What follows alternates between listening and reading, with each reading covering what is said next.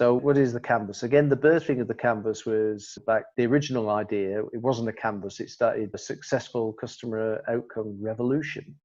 And we used to draw spirals and things. And you might see in some of the older material, some of the earlier definitions around building up successful customers. But over time, we've gradually got more refined. So for those folks who've had exposure to it before, we're now moving into SCOC version 5. And what that's about is, as we'll see when we get to measurements of needs, getting very objective about them. Not having 98.9% of the uptime on the IT system. No, it's either up or it isn't. Now, how do we measure that? It's a yes and a no, isn't it? So the successful customer outcome canvas, I'm going to give you a couple of minutes where you just draw this, which is effectively 4 columns. And then the boxes are numbered 1 to 8. So if you grab yourself a new sheet of paper or flip your sheet of paper over, and as I said, these templates are available, so download later, print them off as PDFs, that sort of thing. But I nearly sent them to you and I thought, well, no, we can all draw 4 columns by a number of different rows. It's not rocket science, is it? Unless it's NASA, of course, when it would be, but no, that's another story.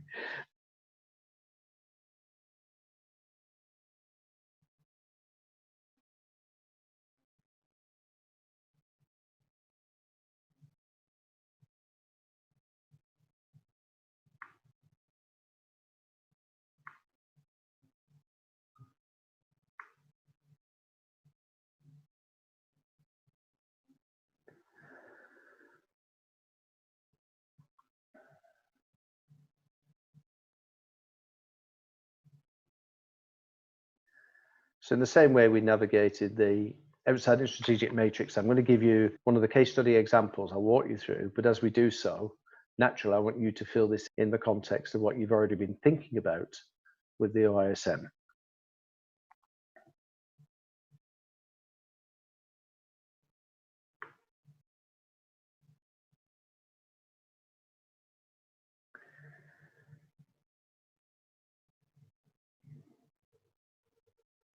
Okay. Are we ready, guys? Let's move on. So that's what the canvas looks like. So let's blow it up full screen.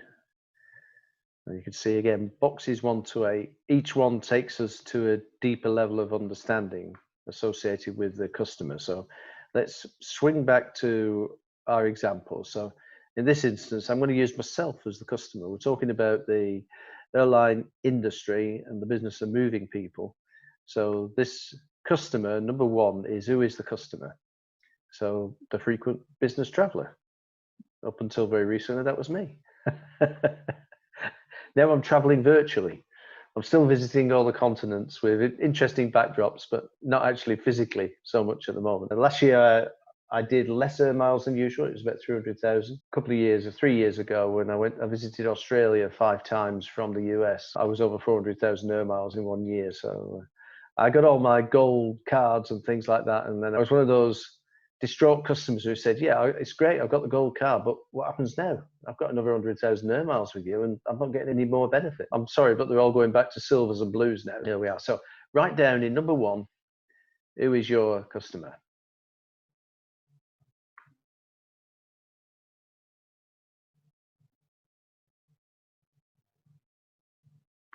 Okay, do we all have that? That's fantastic, good. Nice and straightforward.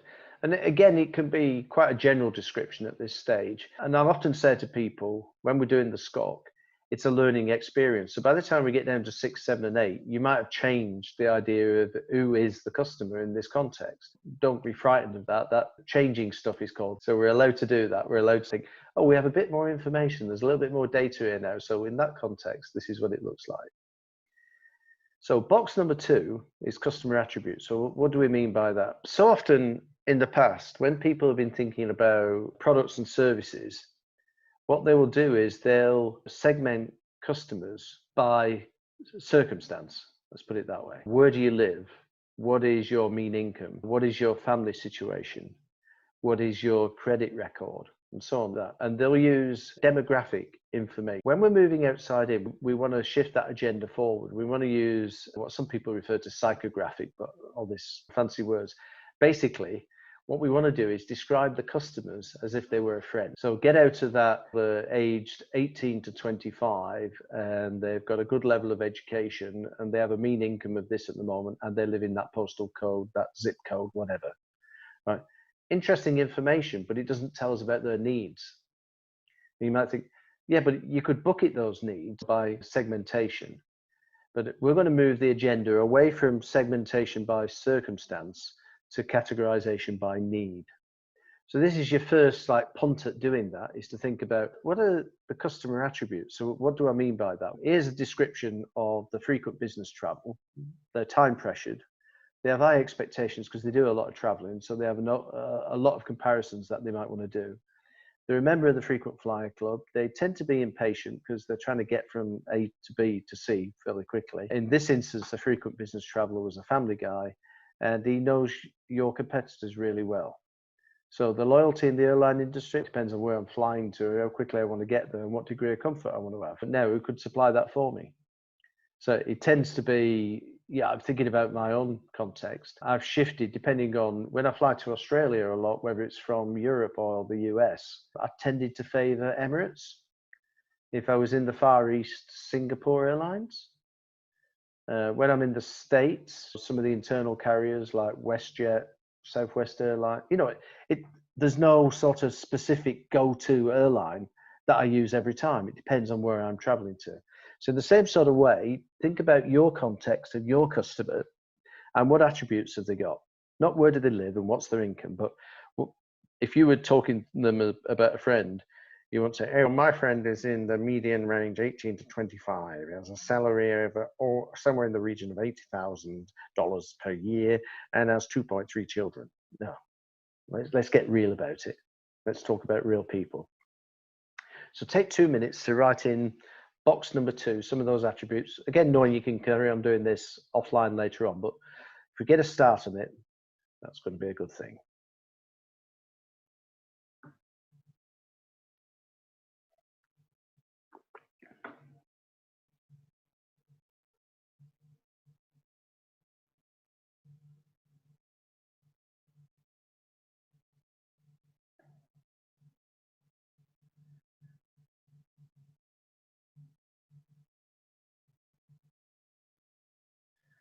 So, Kath, I'm going to pick on you for this one there. Who's your customer and what attributes have they got?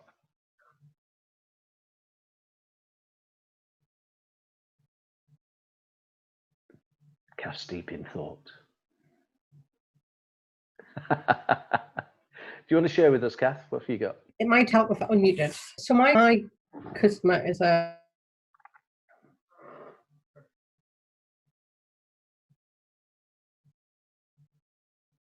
Oh, not to worry, Kath, you've gone off there.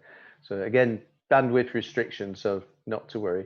At the moment, I've got that my customer is a concerned or affected financial advice person. Okay. There's no real, as you said, demographic for that. So it's just someone who's had financial advice, I think. And in terms of the attributes, I got 5 into it and then got stuck. What I have so far is careful, organized, forward-thinking, typically married, probably a homeowner with a mortgage, because from a life insurance point of view, they're looking to cover the cost of the mortgage. And that's where I got to without starting to get into demographics, but most would have families. Yeah, I think I got stuck wanting to avoid the demographic part. Yeah. So sometimes that's not depending on who you've got in the room, they may want to put stuff up there like that. So again, there's no wrong answers. It's just when you see that data appearing like that, is to say, can we break that down a little bit more? So if you get particularly when you're working with the marketing guys who are all trained in customer segmentation, they'll go to demographics, even though you've prefaced it by saying, no, we want to describe it as a friend. Is you can get to that like in a second or a third iteration once you've got that in the box number 2. Okay. So that's pretty good. And it's a starting point. And much of doing this as well is, yes, I do this for myself individually whenever I'm working with different clients. But I also play it back to see if my understanding is correct. And frequently you'll have not got the wrong end of the stick, but it's so easy to make some assumptions that you think you understand this, but by going through this mechanism on a one-to-one, and of course you don't have to be sat there with the template in front of you. You don't have to be sat there with a SCOC saying, I'm just filling in these boxes if you don't mind, is you can do it by a series of questions and then offline later on begin to populate this and then play it back. Is my understanding correct on this? And I find it really useful for staging new start projects and things like that. Okay. So Steve, can you hear me? Can I try Yes, again? I can. Yes, please do. All right, lovely. Thank you. So online, I had busy execs. I was doing this for myself and some of my coaching. And I had that they're probably time pressured. They have high expectations and they're not really sure what coaching is. So they're not experienced in coaching. They expect value for money or value for their time. And that links back to their time. Again, they've probably got big responsibility with work, but also a family person. So they've got big responsibilities at home. And they're probably keen to learn and they're keen to develop. Yeah. And they're not really sure what that looks like. Yes. Yeah, I can get with that. I'm just thinking, Kath, when you and I met some years ago and you were working for one organisation there in Adelaide, and it was quite surprising what some of the guys came up with on customer attributes there, where it's that shift, where, as you did with those guys, is helping them to move outside in, is the first draft of it is very, well, it's what we know, isn't it? But then the second draft is, oh yeah, that's pretty much, and I think that falls into that territory again. It's not definitively correct and it's not incorrect, it's what we know at the moment. Yeah, that's good. Good, thanks for that. So what are the customer's expectations is number 3. I just took a glance at the clock then and I thought, oh, because you can tell I really enjoy doing this bit. So expectations. Interestingly enough, with expectations, if we're thinking about our respective customers, they're not necessarily informed by their experience with us now. So my experience, say, with Emirates airline, who I quite like, that informs my experience when I fly in the States with United. But I'm also thinking when I'm with Emirates is, why can't getting a bank loan be as simple as flying with Emirates? Why does it have to be so complex? Aren't they asking basically for the similar information, processing payments and stuff? So our expectations are now not informed by an industry, they're informed by the outcomes we're trying to achieve. So if you go into a coffee shop and it's a great experience, you might contrast that coffee shop experience with being able to get onto the TV later and access a bunch of films or series. So when we're talking about what are the customer's expectations, in this sort of context, the airline is my expectations as a frequent business traveler. I want it to be on time every time, no excuses. I want to get complimentary upgrades. I have an expectation that I travel with you so often that, hey, it's not beyond the realms of fantasy, is it, that you're going to be able to give me a complimentary upgrade? I like to be known by the crews that I fly with. And if you fly, as you guys know, if you fly a lot of routes at a similar time on a similar day, then you tend to find you're going to get a number of the staff that you meet are always there. So you have an affinity with them and you get on with them as people. And I'm also, as a frequent business traveler, priority treatment. That is not to say don't give somebody else priority treatment, but if I'm going to spend 300, 400,000 air miles a year with you, then occasionally I want you to fast track me, even though I've just bought the back of the seat sort of ticket. I understand you can't always upgrade me. I understand that it's a different aircrew, but hey, priority treatment now and again wouldn't go amiss, and it's going to improve my potential of using you more in the future. So in your own context, again, think about what are the customer's expectations and try to be honest about this. Think about what they are at the moment, what their expectation is, not what it should be or could be or might be, but what the true reality is in terms of the expectations currently. Okay, a couple of minutes to get that down.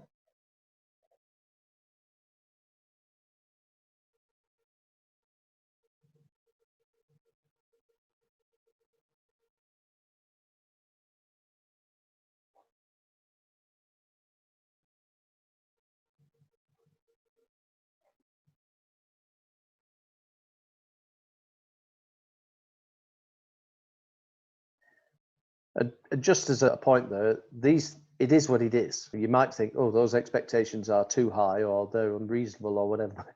It tends to be what it is. What we want to do, ideally, as we move our sort of customer experiences and processes forward, is put ourselves in charge of customer expectations.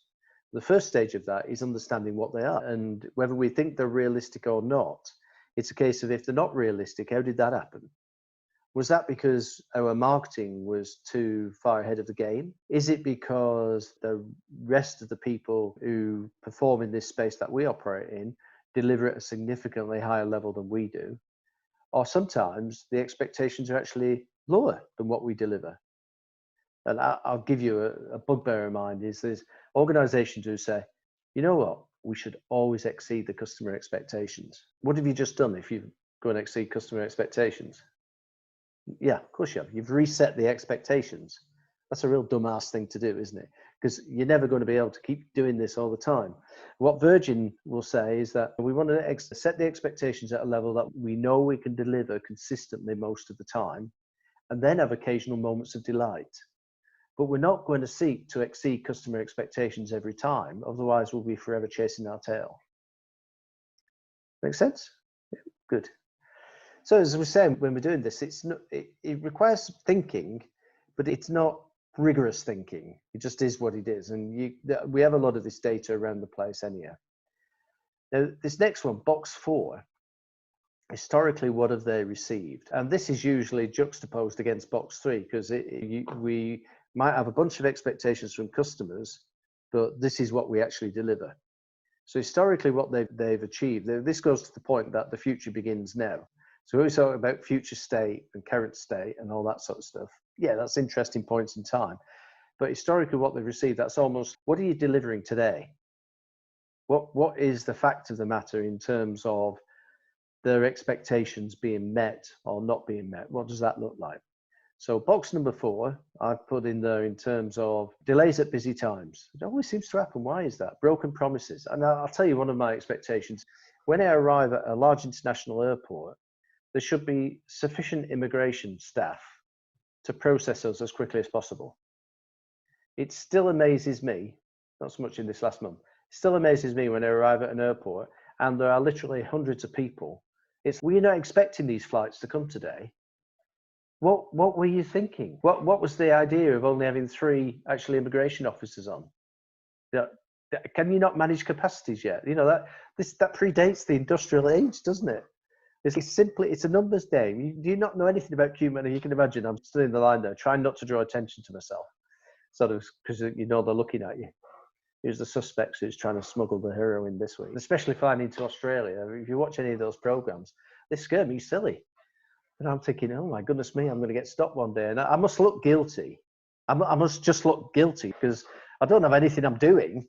But I'm thinking, oh, are they looking at me or whatever? You're furtively glancing around, trying to avoid the stare of the immigration officer. So anyhow, those are my historically what they receive. So again, for yourselves, number 4, what do you deliver at the moment?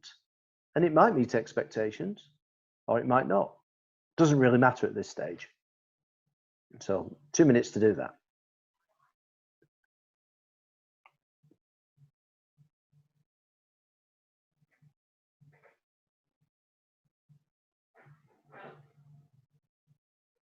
Good. So if you feel I'm rushing you through it, it's because I am. You have a chance to come back to this a little bit later. So box number 5. So what process does the customer think they're involved with? And Lyle knows this story. He probably tells it himself. This one goes back to when we were living in Texas, and we were working with an insurance company out in Texas. And we had all the people in the room for processing insurance claims. So we had the claims department, we had the customer service department, we had the actuaries, we had the adjusters, we had the finance department, all these different departments in the room. And we also had the customer, right? Now, in this particular incident, the customer was putting a claim in to have his fences repaired.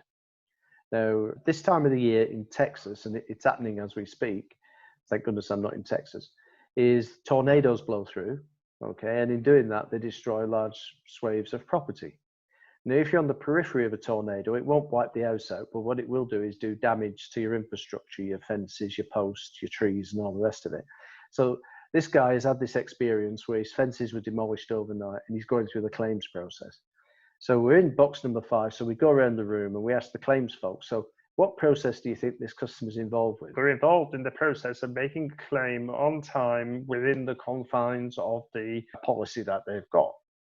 Okay, go to the adjusters and the guys who actually do the how much your claim should be. What process do you think the customer's involved with? Having within the policy a reference point which says how much the excess they're going to have to pay to be able to receive the money to get the fence repaired, blah, blah, blah.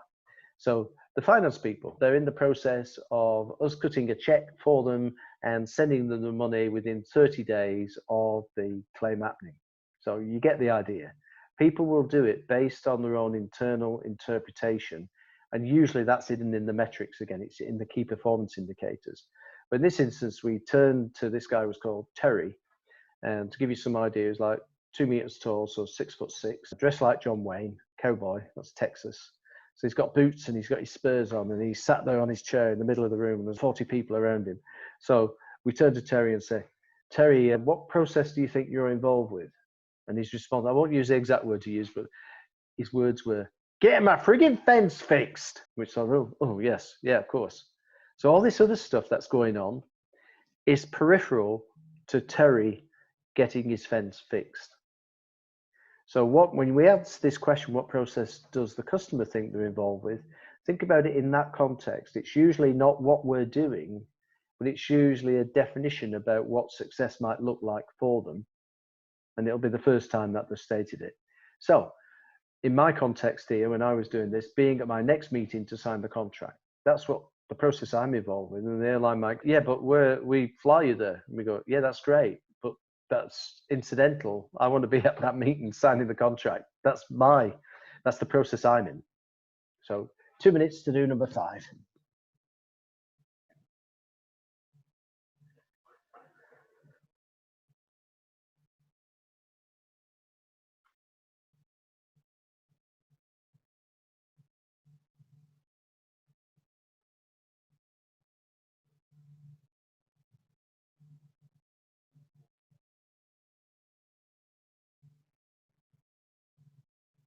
Okay, that's good.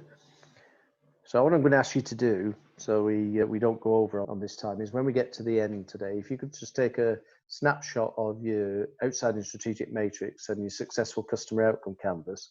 I'll have a look at those offline between now and the next time together and come back to you and critique 1 or 2 things, and then we'll have a general discussion when we next get back together again. So don't worry if you've got things down there which seem a little bit like a bit leery, don't worry, we'll have a chat about that offline. Okay, moving on to box number 6. If there's no questions, any questions? Oh, good. Box number 6. So what we're talking about here, what do we determine for the customer? Now, this is the one. I'll use the insurance example because it's a good example here. Is what do we determine? What we determine is how you're going to go through this process / experience. So in an insurance claim, the sort of things that we determine are you've got to fill a claim form in, right? You've got to have the claim form assessed. You've got to accept our assessment, whatever the excess / deductible is going to be that you have to pay on your policy. You have to wait until we've done all our processing before you can do anything. And there's a whole bunch of stuff that we do, which is what do we determine for the customer. Now, initially, box 6 is almost like all the hurdles and barriers we have to get past as a customer to be able to deliver that, being in this context, being at my next meeting to sign the contract. There's all these things you're putting in my way which prevent me from being able to do that. Now, when we move outside in progressively, box 6 becomes the things that really liberate the customer. But initially, they're frequently the stuff that we've done historically that causes you a delay or an inconvenience, or we need more information. So again, taking the banking example, how many times when you're on the phone, you're talking to a bank and they then proceed to want to read the regulations to you because some compliance officer said it's necessary for you to read the regulations, Mr., Mrs. or Mr. call operator in the call center. Some of those interpretations of regulations can be a bit onerous, right? And they're internal interpretations, but nevertheless, what we do determines success for the customer or not. So write 2 or 3 things down in box number 6. So in this example, you must purchase tickets online, you must check in at the airport, you cannot transfer flights. Fair enough. Not fair enough, but hey.